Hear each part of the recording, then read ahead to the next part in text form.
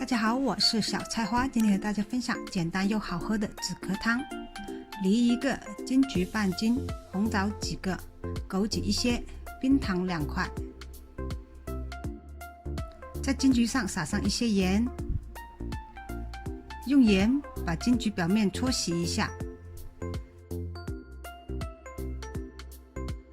再用清水清洗干净。把梨的皮削干净，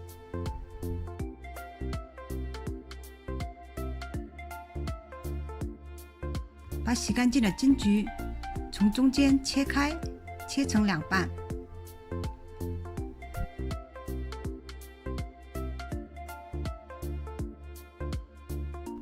再用牙签把里面的籽全部挑出来。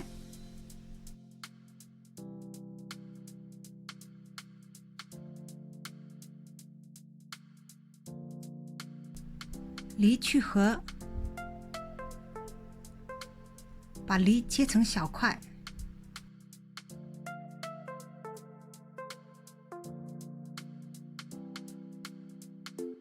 红枣一定要去核，红枣的核容易引起上火。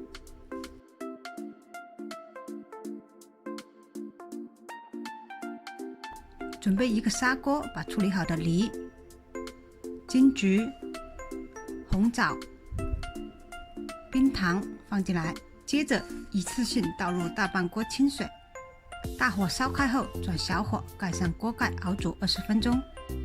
20分钟后放入枸杞，拌匀一下，再盖上锅盖，继续小火熬煮10分钟。10分钟后，今天很好喝的润肺止咳汤就做好了。喜欢我的视频，欢迎分享、收藏、点赞。